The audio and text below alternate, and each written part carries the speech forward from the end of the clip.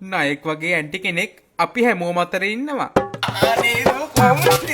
ඒනවල සිවරුණාද? අනේ ඔව් ආන්ටි. ඒවල හොඳට කරාද කොහොමද දන්නේ අපි ඉතින් අපි පාඩම් කරන ඉතින් එහෙම දැක්කෙත් නෑ ඔයා. බලමුකෝ අපි රිසල්ට්. එක්සෑම් එක නම් අවුලක් නෑ.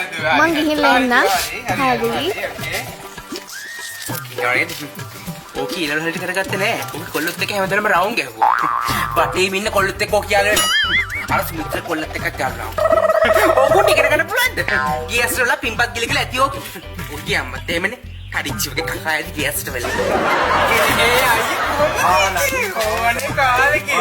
හොඳයි අනේ හොඳයි මොකෝ මේ දවස්වල වැඩේ? නෙමෙයි බිස්නස් බිස්නස්. හරි. ගමේ මොමදන ඕකනේ බිස්නස් එක මොකක්ද කියලා. සරුවට ඇති ඉතින්. ඕක ඉතින් සරුවට යනවනේ නැගලා ගමේ. ඕක ගෙදර ගෑන්ටත් ගහනවා. ගෙදරට බඩු ගෙනල්ලා දෙන්නෙත් නැහැලු. එහෙම ඊට කොහමද මේ බිස්නස් සරු වෙන්නේ? මෙයා වටේ තියෙන මල් පැල වලට ෂොට් එක දෙන්න හරි දක්ෂයි.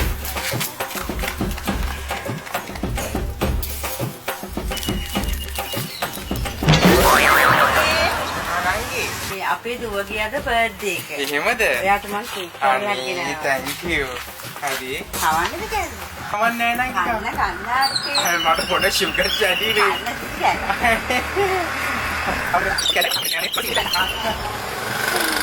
හරි. thank you. හරිය කියන්න. උගුන් කේක් කියලා තියා බත් කඩක්වත් බං. බුරුක මොකද කළා දන්නේ නැහැ. අපි ජරා බාල කේක් කන්නේ. අයියේ මේ නිකුටන කොම් හැරක. අනේ කස්තර මාලයක් කීයක් වුණාද? පවුන් කීයක්ද? එහෙම දාන්නේ. මම ලෑස්තිලා එන්නම්කෝ. හරි.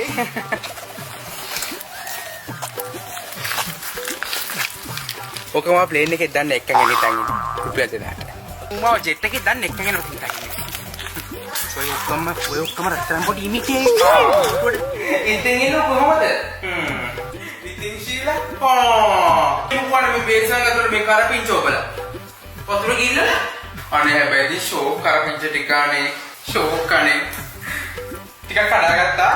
අනේ වාට දෙරණ අද ගෙදර කරපිංච නැතුව කෑමේ උවේ. මම කිව්වා යාළුවෙක් රට යවන්න. කමන්නේ ඉතින් ඔය ගත ටික ගන්නකෝ ඉතින්. ඔයාට කියන්නනේ දික්කවලේ මට වෙච්ච එකම පාඩුව තමයි මෙන්න මේ කරපිංච ගහ පඩන් රිච් එක අපේ ගෙදර. ලස්සන නේද මගේ ජුවලරි සෙට් එක. එහෙමද? ගොඩක් ගණන් ගියාද? ගණන් ගියා. ලස්සනනේ. මං එහෙනම් ඒකක් හදාගෙන එන්නම්. ඒක හදාගෙන එන්න.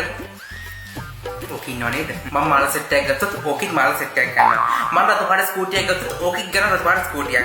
මම මොකද කරන්නේ? මේකේ එකක් කරනවා. බෑ මේ ශීලා වෙන්න. මේ ඔයගොල්ලෝ දුන්න මේ ගියස් වල නිකන් ඉන්නවනේ මේ එනවලුත් ඉවර වෙලා. ඈ? පිස්සුද ශීලා? ඔයාලට අපේ තුල එලස් කරලා නිකන් ඉන්නවා කියලා.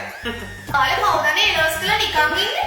නේද අම්මේ? මම නම් data tech Lanka Japanese language school එකට ජොයින් වෙලා ඉන්නේ. ඒනෝනේ අපේ දුවලා. ඔව්.